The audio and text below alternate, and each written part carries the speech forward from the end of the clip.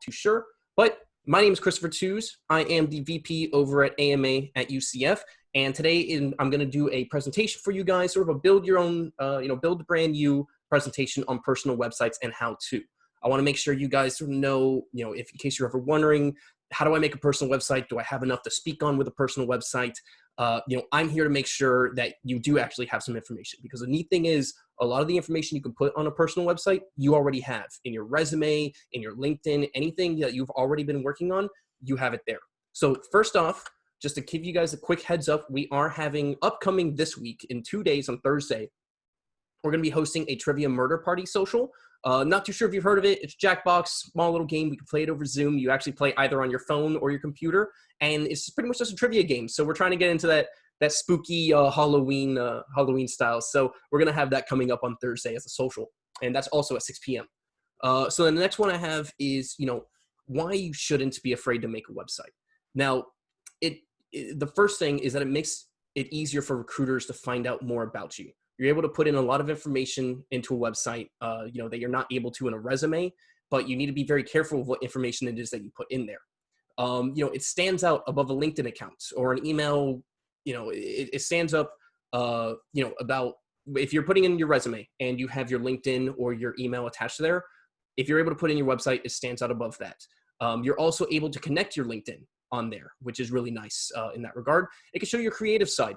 If you're artistic, and you want to be able to prove to an employer, hey, I know how to do this creatively, or you're able to mess around in there and make, a really good looking website, you can do that. If you're like me, who is not artistic in any way and has about a 4th grade level of arts and crafts, and you can't put squares into triangles and stuff, they have a lot of templates on a lot of the different websites that can show you how to go about it, and they can give you a lot of good inspiration in that regard.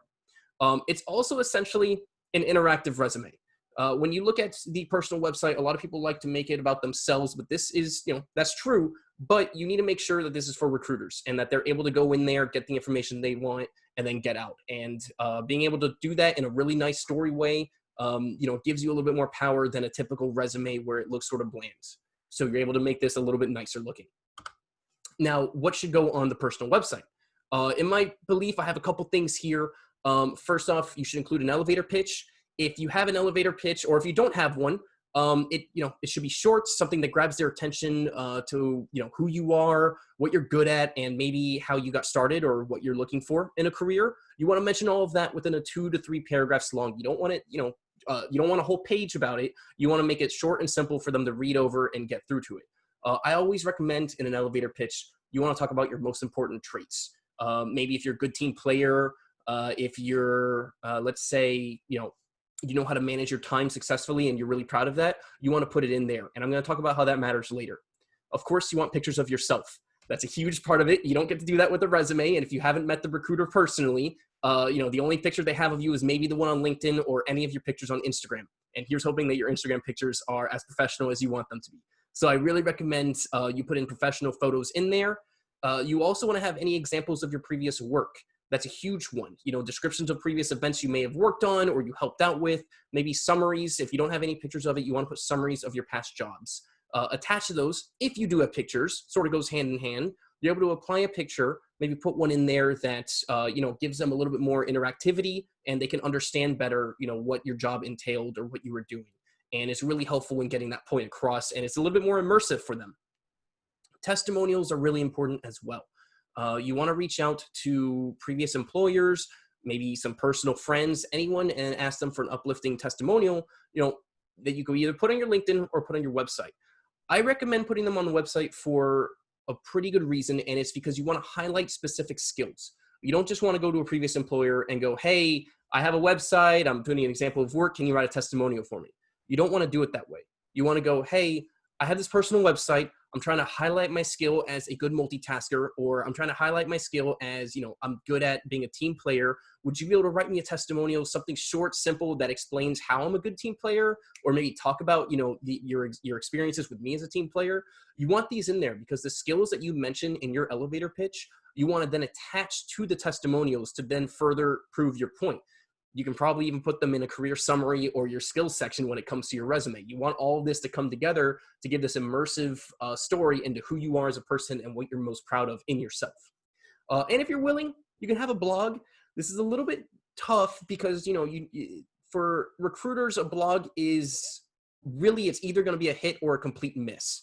It's either something that they're entirely interested in or something they'll look at and go, well, it's cool they have one, but it doesn't apply to me. So if you're going to have a blog, maybe make it something with the, that interacts with the career that you're planning on having or hosting. And then, when they look in there, hopefully it will attach to them as well. So I want to talk about what you want to avoid, having a bad looking website. First off, if you want to avoid having a bad looking website, do not make it look like this slide I have here in front of you. You want it to have substance. You want it to not look like a blank canvas. So that's the first step. That's why this slide looks bad, not because my creative skills are lacking. You also want to not have unfinished products or projects. I mentioned the blog. If you're starting your blog, you don't want to let it sit too long. You want to try to get it done as soon as you can. My safety net here would probably be a blog that is updated within 2 months. You never want to go past that because no recruiter wants to see you have a blog with 3 updates that were spanned throughout an entire year with, a paragraph on each of them. It looks like you barely put any work into it. So people are understanding. They understand that if you take a 2-month break on something, that makes sense. Sometimes you just need a little bit more time for creativity to come through. But you also want to avoid mentioning any work that was never completed or looks unfinished. If you've maybe had an unfinished project at work and you were proud of it, but you weren't able to finish it, don't bring that up, because if that gets brought up into a resume, that looks really bad on you because you get to tell them, hey, we never actually finished this project, but I was really proud of the thing that we started. That's not what you want to go with. You also don't want to brag. This website is not a personal life story. It is about your elevator pitch and who you are as a person and what traits you bring to the table. So keep that in mind, that it comes down to, you want to make sure that the professional pictures you have, they're not bragging. Any testimonials you have, don't have them just talk about how a good person you are. That's bragging. Again, it's all about the skills. You don't want to be overwhelming, and you want to be as professional as possible. So there's different website creation tools. The first one we have here is Wix. It's a more professional style. It's a 5-star creation. So if you ever want that full customization of a website, you're welcome to go in there. They have custom domains. So when you create your website, you can name it however you want, as long as it's not taken beforehand. And everything in there could be paid for. It is a little bit more expensive on this side, which it is a recommendation if you want to look into it. But if you're just looking to get started, my personal recommendation is Squarespace. Now, the reason I want to talk about Squarespace a little bit longer than Wix is because I have a little bit of experience in using it, and it's very customizable. It has a lot of templates for you to work with. It's really easy to use. Now, keep in mind, these prices you see here from the personal, business, and commerce are actually annually. So if you actually went to monthly, I believe personal is $16 a month. The business, I think, is $26 a month, and basic commerce is $30 a month. But if let's say you're going through recruiting season, you're in a semester at UCF, it's fall, you got the career fair, the internship fair, the invitational, and you want your website up for only 2 months rather than the whole year, you can save some money there. Make a website, put it in there, put some work into it. And then, of course, when the recruiters are there and when you're done recruiting, you can kill off the website. You save a little bit of money that way. So keep that in mind. The business and commerce options, I have them in here because they actually, when you create them, you're able to, Squarespace attaches a professional Gmail account to it, which is pretty nice, where you create a Gmail account that'll then retain any emails that go directly to your website. That's easily passable in personal. If you make a personal one and you take the extra step, go to Gmail, create an email for yourself.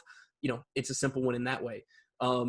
You also have business and commerce, which allows pop-ups. If you're looking into, let's say we're taking this a step further from making a website on trying to get hired, but you make this more of a website that, you have your own personal, maybe entrepreneurship, you're trying to sell some things.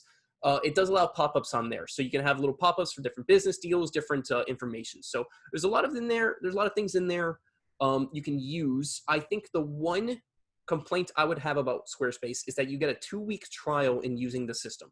So you get these 2 weeks where you can edit what you want, you get to work with all of it, but the instant the 2 weeks are done, it cancels all the pictures out and you're not able to edit it from there, which is a little bit tricky. So if you're making that website, you want to go full on in there, put the 2 weeks in, try to get it as good looking as possible on that free trial. And if you like it, then subscribe. But if not, you don't get to edit it until after the fact. So you want to make sure you really like what you're working on.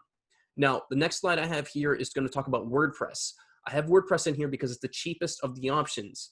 It has a free plan included, which I don't have listed here.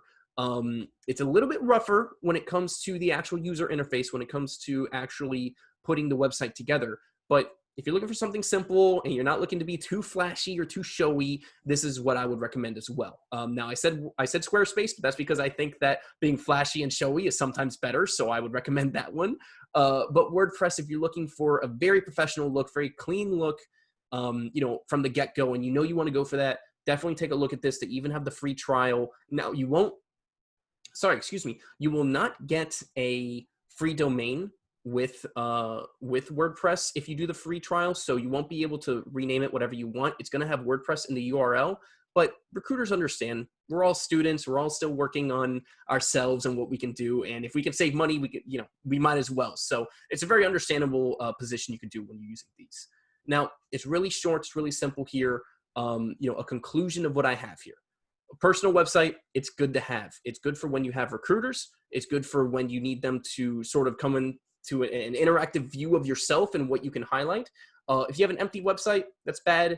Do not leave an empty website. Don't leave a blank canvas. You want this to be full and interactive and at least looks like you put a good amount of work in there.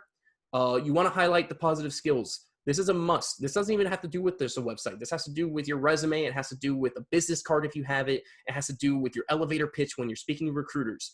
You want to focus on these 2, 3, 4 positive skills that you have examples of. You can talk about, maybe bring in some previous work experience and talk about them there. And you never want to brag. You don't want to be, I say showy is sometimes good, but you don't want to be too showy. You don't want to be there being like, yeah, I'm amazing and this is why you should hire me. No, you should be, hey, these are the reasons why I'm amazing, and I would like it if you read them, and thank you for taking the time. That's a very big difference on how you can promote yourself. So, like I mentioned, the 3 main tools you can use are Wix. I do recommend it if you're looking for, a lot of customizable options. It has more than Squarespace, but Squarespace is a really cheaper option, gives you a little bit more customizing than WordPress, and of course, WordPress being the cheapest with, for students and stuff, you're able to get in on there. So, I think that's the ultimate goal of this. I know I talk fast. I flew through it. The next thing I wanted to go through is sort of a Q&A. If you guys had any questions for me coming up that had to tackle the personal websites or how I've gone about what my experience in making one is, if you have anything there, I'd love to take any questions I have. If you also don't know who that is, it's from a Saturday Night Live sketch. So it's a little weird that I haven't been there, but his name is David S. Pumpkins, played by Tom Hanks, and his catchphrase is "Any questions?" So that is essentially what I have for you guys today. I know I didn't take up too much of your time, but I'd like to, take time for questions if I can.